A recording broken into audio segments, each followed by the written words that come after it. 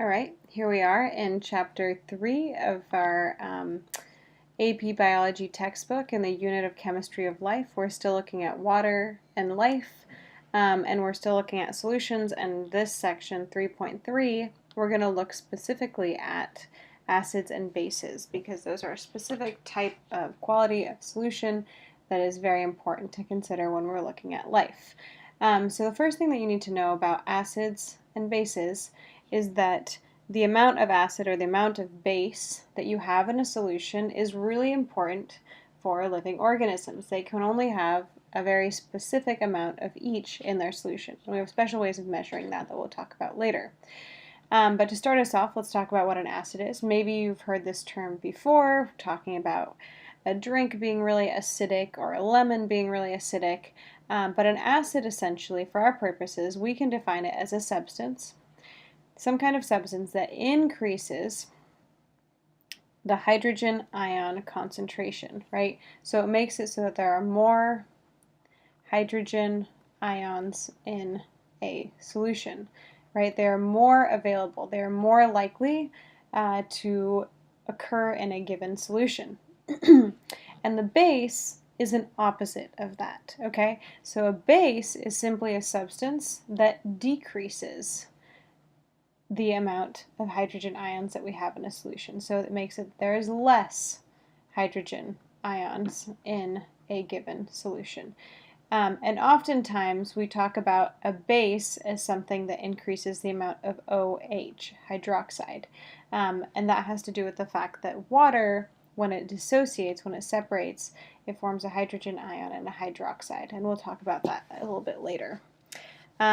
But what I want you to also know is that we have another special term to define acids and bases. We have a scale. We have a scale that goes from 1 to 14 in terms of whole numbers.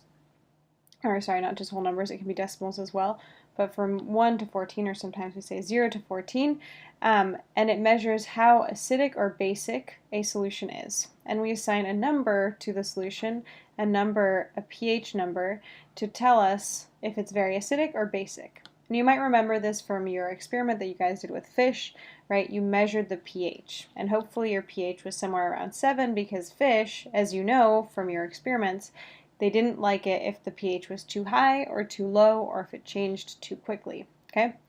And pH simply stands for power of hydrogen, and that has to do with the fact that it is a measure of how much hydrogen ions you have in your solution, okay?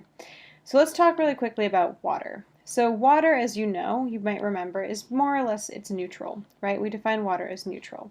But sometimes what happens is that water doesn't stay in its wonderful H2O configuration. Sometimes it breaks apart, and we call that dissociate, right? So you can talk about the hydrogen dissociating from the oxygen, and that means that what happens is sometimes a water molecule will get close to another water molecule and they have their wonderful little hydrogen bond forming between them, but sometimes it's really strong, and what happens is this oxygen kind of steals this hydrogen away from that water molecule, and suddenly you end up with a water molecule that doesn't have H2O, but it has H3O. Okay, and we put a plus there because our charges aren't balanced suddenly, and we have extra positive charge, right? And so this positively charged hydronium ion, we call it, it's an ion because it has a charge and a special name, hydronium, right? So this H3O plus forms, and we also have another ion forming, again, a charged particle, but this one is just what's left over from the previous water molecule, so we're left with OH, and it's minus because it has extra negative charge, right? So you just have one oxygen and one hydrogen. And we can consider this hydronium ion as acidic and this hydroxide ion as basic. And this doesn't happen very often, though, in water. It happens maybe 1 in every 10 million chances, right? So if we had a water in a cup, and we had a bunch of molecules in there, 1 in every 10 million molecules might be doing that. So we could say that the concentration of this hydronium ion is 10 to the power of -7, which is the same as 0.0000001. Okay, so this is how likely there is one of those hydronium ions to form. And it turns out that this is what the pH scale is measuring. It's a measure of how likely there is a hydrogen ion in a solution. And as you can imagine, it's not very often, right? These numbers that we're all talking about are going to be pretty small, but some are smaller than others, right? And so 7 is right in the middle, pH of 7. When we have a pH of 7, that means that there is this particular concentration of hydroxide ions, hydrogen ions in our solution, and so that is about neutral. So let's take a look at that pH scale just to put us into perspective. So the first thing you'll notice about this pH scale, like we talked about before, is that its highest number is 14, its lowest number is 0 or 1, right? And right in the middle is 7, which is neutral, as we have described here, and that's pure water, right? And that's what we talked about, that the concentration, and we use these brackets here to show that means concentration. I can label that concentration. Those brackets mean concentration, so the hydrogen ion concentration is equal to 10 to the power of negative 7. It's not a lot, but there is a few, okay? And so this 7 actually is the number of this exponent, but it's the positive number. And I'll explain to you why that's a positive number. But this number is a negative exponent because we're talking about really small numbers or decimals. So if we look at something that's fairly acidic, like gastric juice, which is a funny way of describing the acid that's in your stomach, hydrochloric acid, also known as HCl, that has a pH, it can have a pH of 2, right? And what that means is that the concentration of the hydrogen ions in a solution of hydrochloric acid is 10 to the power of negative 2, right? So that's the same as 0.01. Okay, so 1 in every 100 molecules is going to be a hydrogen ion, and that's a lot more than 1 in every 0.0000000. I lost track. The number that we had on the previous slide, right? So this is a larger number, right? So the numbers that are have a smaller pH have a higher concentration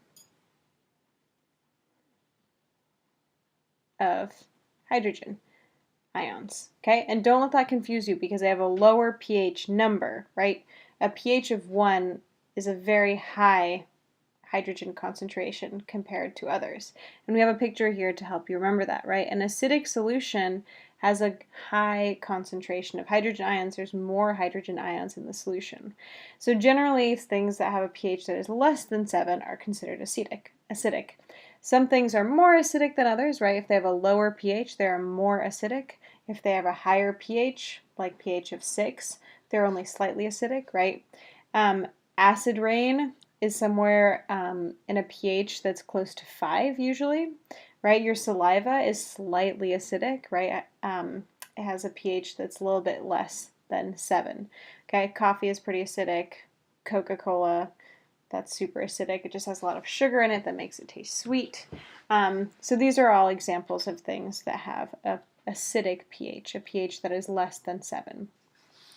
Then we can look at the other side of the scale, and that's when we have substances that have a very low concentration of hydrogen ions, but it turns out that they have a high concentration of hydroxide, because remember that OH, hydroxide, is the opposite of hydrogen ions, right? So if you have a low concentration of hydrogen ions, you're going to have a higher concentration of hydroxide. And I'll talk more about that later. But the point here is that when you get to the bottom of the pH scale, when you get to 14, there is the lower concentration of hydrogen ions, okay? And you can see that in this diagram here. A basic solution has only a few hydrogen ions and it has mostly hydroxide, Okay, so you can always imagine those two as kind of like balancing each other out on a scale, right?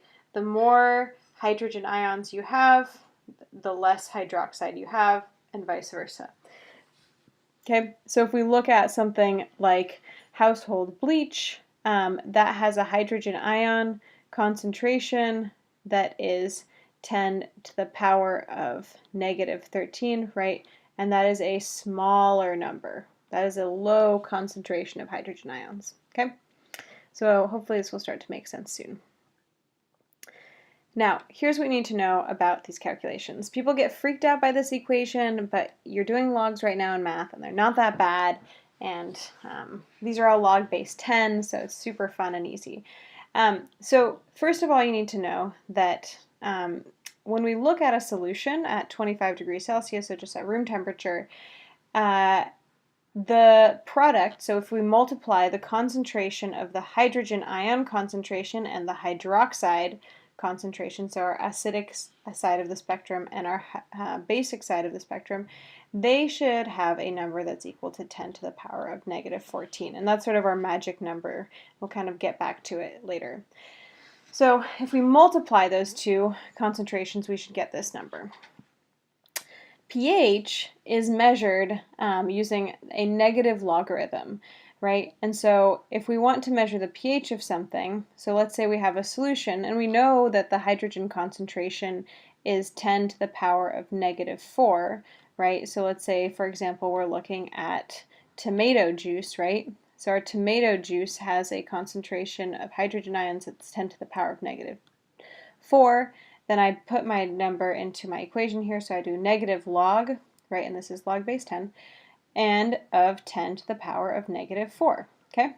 And if you have your calculator out, then you can look this up really quick, but I can just jump over here to my, that's not going to work, is it?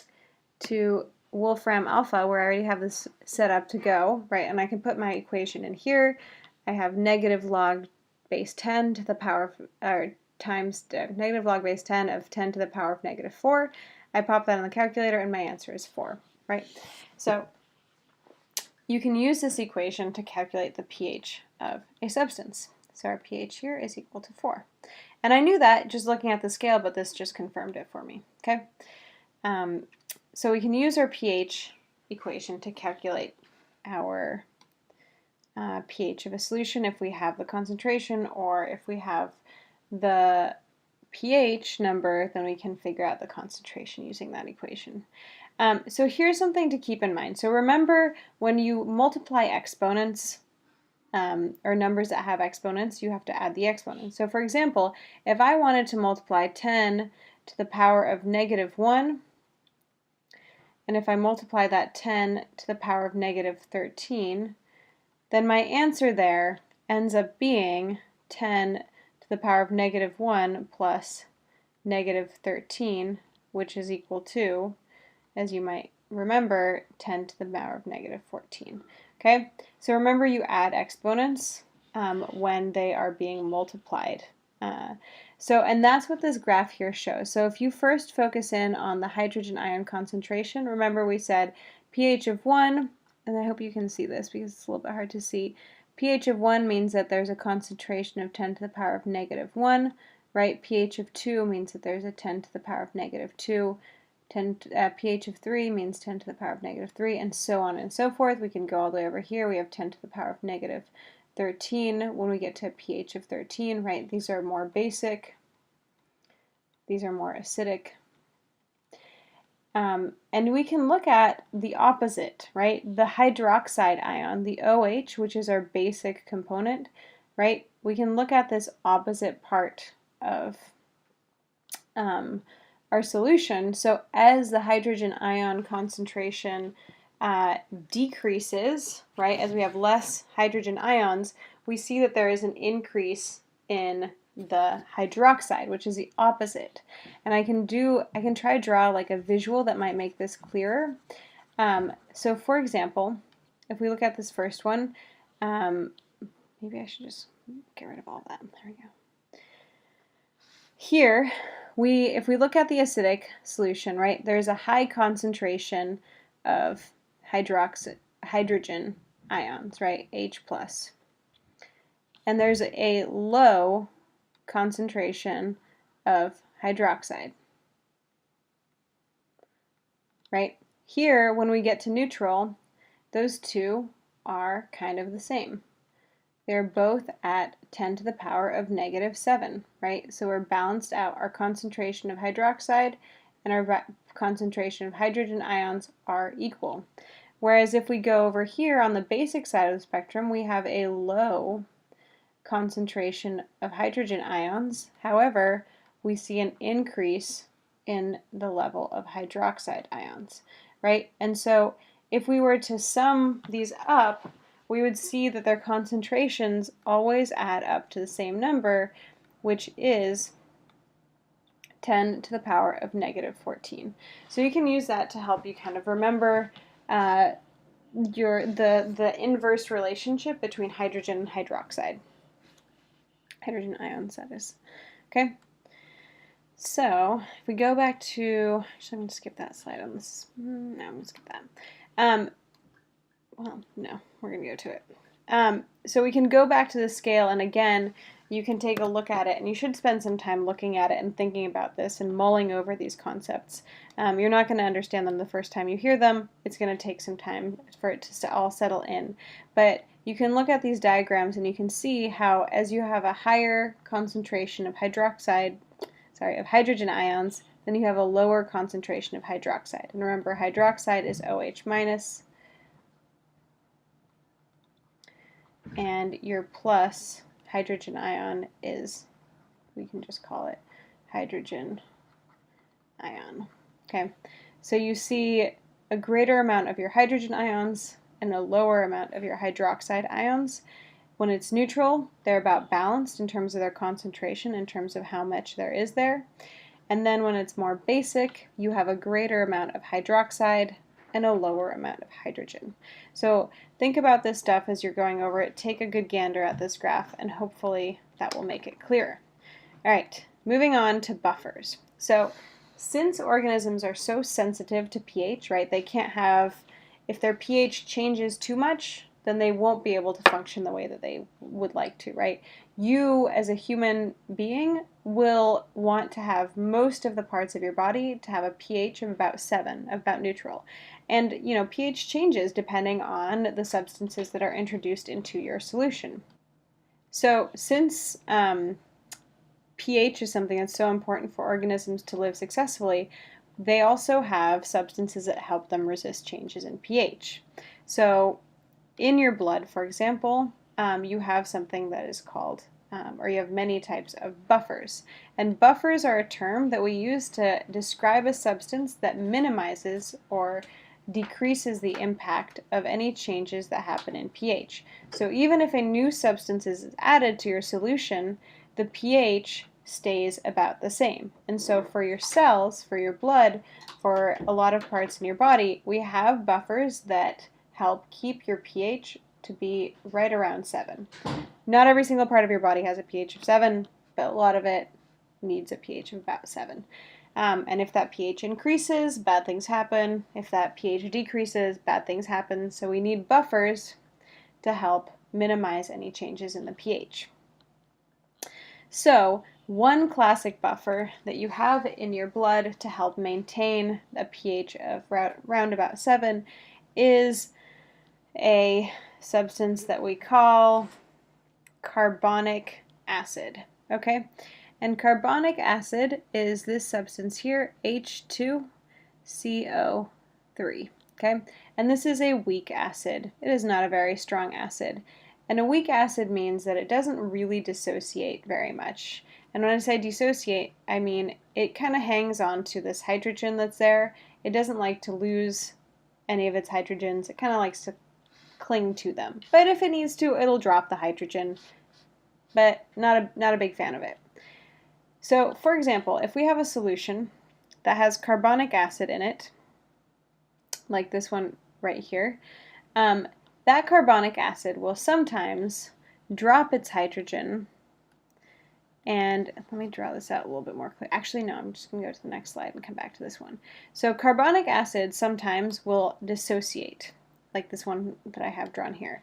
And so sometimes this H2CO3 will drop a hydrogen and it will just be HCO3 minus, right, because it has an extra negative charge.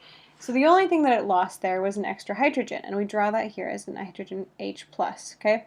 So this is our hydrogen ion, this is our carbonic acid on one side of our equation, and what we call this here, HCO3 minus, we can call that bicarbonate ion, or it's also the base. It's a conjugate base. It's a base that forms when you lose a hydrogen ion, right? Because suddenly you form a substance that will accept hydrogens, which will decrease the amount of hydrogen ions that you have in your solution, because this conjugate base, this HCO3 minus, is looking for a hydrogen to attach to, right? So carbonic acid will occasionally drop a hydrogen ion, form this new substance, this conjugate base, that is looking for another hydrogen to grab onto. And all this stuff is happening very quickly, and when I talk about it, it sounds like it's like, you know, you have your acid and it's like dropping a hydrogen, and this is a permanent change.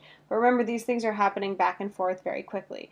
Carbonic acid drops a hydrogen, it gains a hydrogen when it's in the conjugate base form. So this reaction is kind of going back and forth very quickly all the time. But in general, carbonic acid doesn't like to do that. It'll do it every once in a while, but not very happily. A different type of acid, for example, if you had hydrochloric acid, HCl, it turns out that guy is much more likely to drop its hydrogen, leave a chlorine just as an ion by itself, and drop the hydrogen. So it will break apart, or it will dissociate much more easily, and that makes it a stronger acid. And we'll get into that maybe a bit later. But the bottom line is that we call this process here, where your acid loses a hydrogen ion, it breaks apart into a hydrogen ion and a conjugate base. We call that dissociation, right? And we saw that in the case of water, right? When you have H2O and it dropped, or it lost a hydrogen ion, and it also formed a hydroxide ion, right? So we call that process dissociation.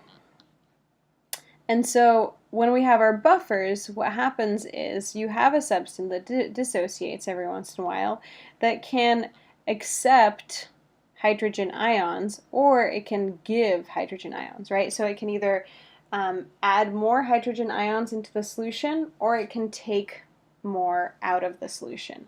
And so here's an example where we have our carbonic acid that's in a solution, right? And it might exist as carbonic acid, or it might exist as its conjugate base, HCO3 minus. And if we add acid to the solution, right? So if we add HCl, a substance that's going to have a lot of these hydrogen ions that are dissociating, and that would change the concentration of hydrogen in our solution. If we add that, what's going to happen is that those hydrogen ions are going to react with our conjugate base here, right? So if we add this hydrogen ion into our solution, then it's going to attach to this conjugate base of our carbonic acid. If we add this one, then it's going to attach onto this conjugate base here, right? It's going to react with that. And then we have a substance that is not changing the pH as much. When we have carbonic acid, that's a weak acid, so it's not going to really release very many hydrogen ions into our solution, and so there's only a small or no change in the pH. And so that's what buffers can do. They can sort of give hydrogen ions if there's a need based on the concentration of the solution, or they can accept hydrogen ions if there are too many, right? So if we see, if there is an increase in the hydrogen ion concentration, then your conjugate base is going to react with those hydrogen ions and it's going to form this carbonic acid. If there is a decrease in hydrogen ions, then we're going to see more of the conjugate base forming. And so all is kind of dependent on the concentration of our hydrogen ions. And why exactly that happens, I don't think we need to get into, but you just need to remember that buffers either accept or donate hydrogen ions to help resist changes in the pH. Okay, that's the most important part. They buffer, they stop changes in the pH of a solution. All right, so really quickly, let's just do a quick check-in question. If you have a lake and it has a pH of 4, which would be pretty bad news for that lake, is it acidic or is it basic?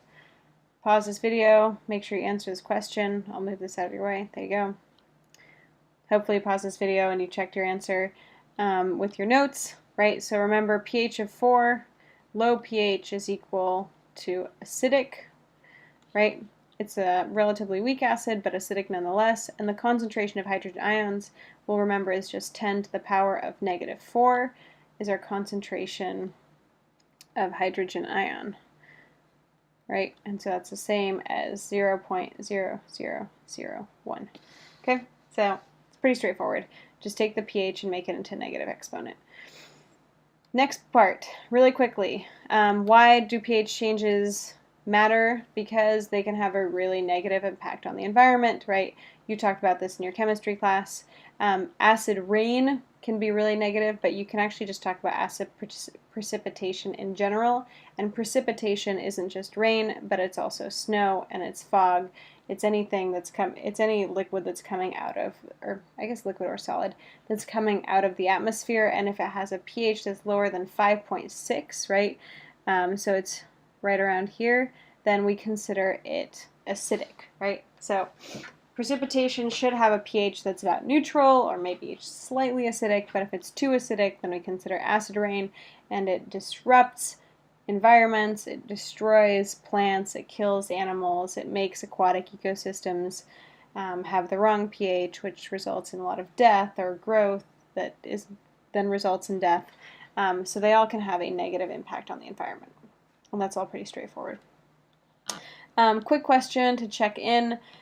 This might be a little bit tough because we didn't go over it in too much detail, but you might be able to figure it out. So if we have acetic acid, and I can write that one out for you, acetic acid is just CH3COOH, right? Acetic acid can act as a buffer, right? It's also a weak acid. So it can dissociate into a conjugate base and a hydrogen ion. So if you can draw out that dissociation reaction like we did, like you saw with here with carbonic acid, right? We have our acid, we have our conjugate base, and we have our hydrogen ion. So take a moment and try to write out that equation there and identify which one is the base, the acid, the hydrogen ion, and the hydrogen donor. Hopefully you did that. So we have our weak acid, right? So since it's a weak acid, then it's going to drop one of its hydrogens, and it turns out it's going to be that one right there. So the CH3COO, since it lost a hydrogen, it has a negative charge, right? It has an extra negative charge because it lost some positive charge. And here's my hydrogen ion. Again, it's a positively charged, right? So I can label this as the hydrogen ion. This here is my conjugate base.